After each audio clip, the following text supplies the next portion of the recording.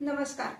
आऊचा खाऊ या यूट्यूब चॅनलवर मी मेधा तुमच्या सगळ्यांचं मनापासून स्वागत करते. उपवासाच्या दिवशी बऱ्याचदा आपल्याला गोड खायची इच्छा होती आणि गोड पदार्थांमध्ये उपवासाचे पदार्थ खूप कमी आहेत किंवा जे आहेत ते मग तेच होतात, म्हणजे खीर, श्रीखंड, बासुंदी. आज मी तुम्हाला उपवासाला चालणारे असे रताळ्याचे गुलाबजाम कसे करायचे ते सांगणार आहे. चला तर रेसिपी बघूया. रताळ्याचे गुलाबजाम. हे पहा, रताळ्याचे गुलाबजाम करण्यासाठी इथे मी 2 रताळी घेतलीत. वजनी म्हणाल तर ही पावशेर आहेत. 2-3 तास पाण्यात भिजवून ठेवायची, कारण रताळ्याला भरपूर माती असते, ती माती सगळी निघायला हवी. नंतर स्वच्छ धुवून घ्यायची, त्याची माती सगळी काढून टाकायची. आणि आता मी ह्याची साल काढून मग हे किसून घेणार आहे. हे पहा, रताळं मी किसून घेतली दोन्ही आणि आता पाण्यात ती आपण धुवून घेणार आहोत. पण हे पाणी काढून ठेवून ह्यात पुन्हा पाणी नाही घालायचं. तर ह्यातला किस काढायचा आणि दुसऱ्या भांड्यात मी पुन्हा पाणी घेतलंय, त्यात हा टाकायचा. कारण काय, असं जर नुसतं वरचं पाणी काढून टाकलं तर स्टार्च खाली तसाच राहतो आणि मग पदार्थ बिघडण्याची शक्यता असते. म्हणून असं 2 वेगळ्या वेगळ्या भांड्यात पाणी घ्यायचं आणि मग ते रताळं धुवून घ्यायचं किस. आता इथे गॅसवर मी एक कढई तापत ठेवलेली आहे. गॅसची फ्लेम मोठीच आहे. त्यामध्ये मी 1 चमचाभर तूप घालणार आहे. जास्ती नाही, फक्त 1 चमचा घालायचे.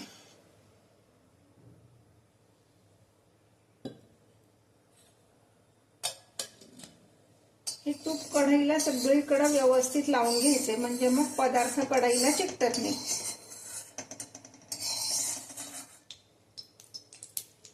हे दुसऱ्या बाउल मध्ये जे पाण्यात आपण किस टाकलेला होता, तर ते सगळं पाणी काढून टाकायचंय आणि हा किस आपण कढईत शिजवून घेणार आहोत.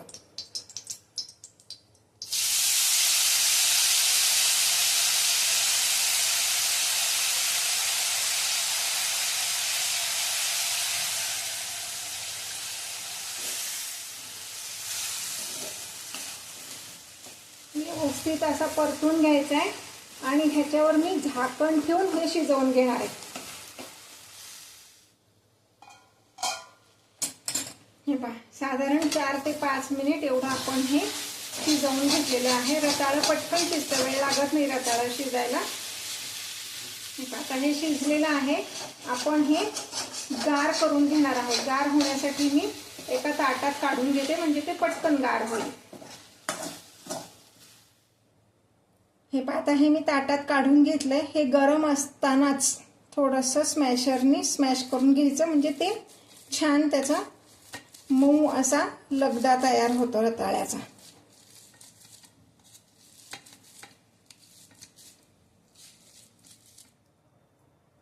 हे बघा, रताळ्याचा किस आता गार झालेला आहे.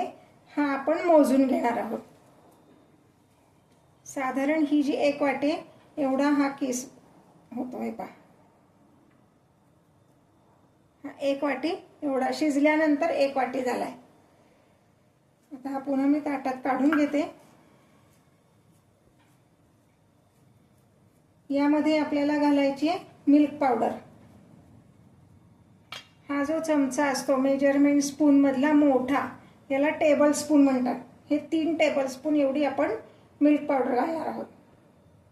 तुमच्याकडे जी असेल ती घाला. मी मात्र होल मिल्क पावडर वापरत असते.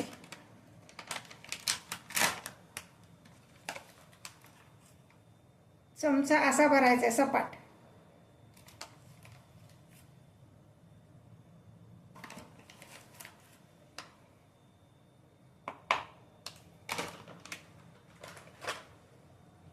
त्यानंतर हा जो चमचा आहे याला टीस्पून म्हणतात.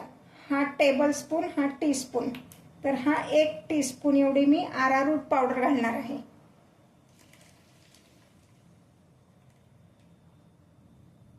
बाइंडिंगसाठी अगदी थोडी सपाट चमचा भरून घ्यायचा आहे.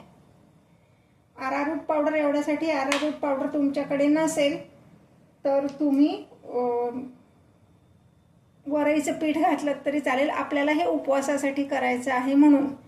पण अरारूट पावडरनी टेस्ट पण छान येते आणि बाइंडिंग पण छान होतं. आणि हा जो चमचा आहे, जो मेजरमेंट स्पूनचा जो सेट असतो त्यातला शेवटचा हा जो 1/4 असतो, ह्याच्या पण अर्धा म्हणजे 1 अष्टमांश चमचा एवढी बेकिंग पावडर आपण घालायची.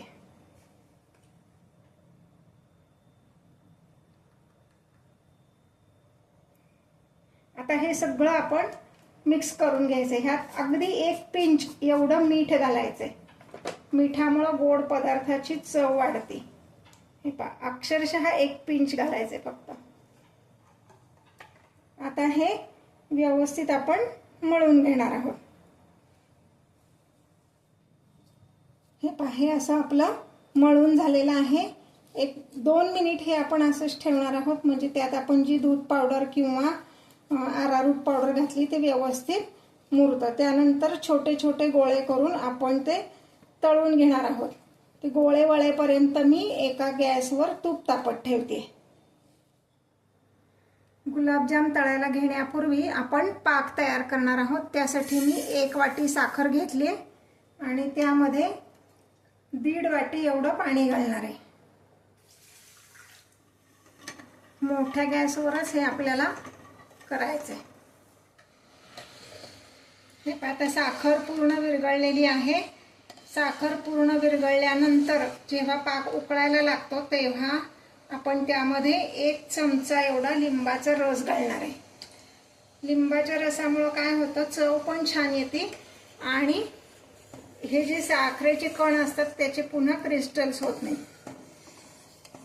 आता हा पाक उकळायला लागल्यानंतर फक्त 1 मिनिट एवढा आपण उकळायचा आहे, कारण ह्याचा काही आपल्याला 1 तारी 2 तारी असा पाक करायचा नाहीये.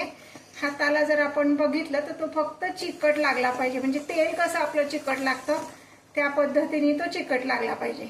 म्हणजे आता असा उकळायला लागला की मी हे बंद करणार आहे. आता गॅस बंद करते. आपण गुलाबजाम तळायला घेऊयात. किंचित तुपाचा हात घ्यायचा आहे, म्हणजे मग आपल्या हाताला ते चिकटणार नाही. तुमच्या आवडीनुसार छोटे मोठे कसेही तुम्ही गोळे केलेत तरी काही हरकत नाहीये. हे असे छोटे छोटे गोळे करून घ्यायचे. मी आता हे सगळे गोळे करून घेते. तोपर्यंत तूप तापतंय. तूप तापलेलं आहे का बघूया. तूप आपल्याला फार पण गरम नकोय, नाही तर ते विरघळतात. तूप फार तापलंय असं वाटलं तर चक्क गॅस बंद करायचा आणि मग तळायचं. हे पहा, त्यात गोळा टाकल्या टाकल्या तो वर आलाय, म्हणजे तूप व्यवस्थित तापलंय. आता हे मी तळून घेते.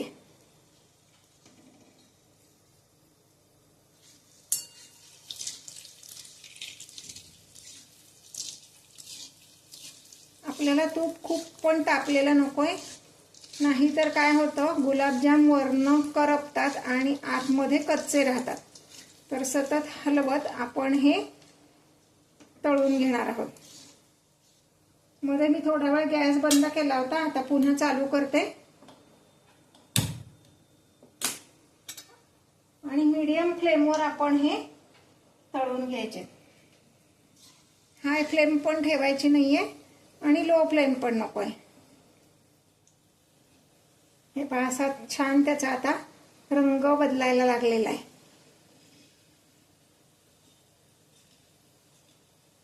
गोळ्यांना धक्का लावायचा नाहीये, तूप हलवायचे आपण, म्हणजे मग ते गोळे सगळीकडून छान असे गुलाबीसर रंगावर तळले जातात. थोडेसे डार्क कलरवर तळायचे, कारण पाकात टाकल्यावर त्याचा रंग थोडासा बदलतो, म्हणून थोडेसे ब्राऊन असा कलर येईपर्यंत हे तळून घ्यायचे. हे पहा, आता हे तळून झालेत. मी एका ताटात काढून घेते आणि ह्याच पद्धतीने इतर सगळे गुलाबजाम मी तळून घेते. हे पहा, आता हे आपले गुलाबजाम तळून झालेले आहेत सगळे. एक छोटीशी टिप सांगते, म्हणजे मग ह्यामध्ये आपला पाक व्यवस्थित मुरतो. एक टूथपिक घ्यायची किंवा सुई घ्यायची आणि ह्याला टोचायची अशी, म्हणजे मग त्यात पाक व्यवस्थित मुरतं. किंचित एखादा जरी होल त्याला पडला ना तरी पाक आतमध्ये व्यवस्थित जातो. आता मी हे सगळे पाकामध्ये घालणार आहे. अजून एक लक्षात ठेवायचं, पाक आणि तळलेले गोळे हे दोन्हीही कोमट हवे. म्हणजे एक गार एक गरम असं नको. जर असं वाटलं की आपला पाक गार झालाय तर पुन्हा गॅस पेटवून थोडासा कोमट करून घ्यायचा आहे. आत्ता माझ्याकडचं पाक कोमट आहे. मी आता हे सगळे गोळे पाकात टाकते. पाक गरम असतानाच मी त्यामध्ये 2 वेलदोडे घालून ठेवले होते, म्हणजे त्याचा स्वाद छान लागतो. आता मी हे गुलाबजाम त्यात घालून ठेवते. मग अशी मी सांगितलं तसं गोळे आणि पाक दोन्हीही कोमट हवंय.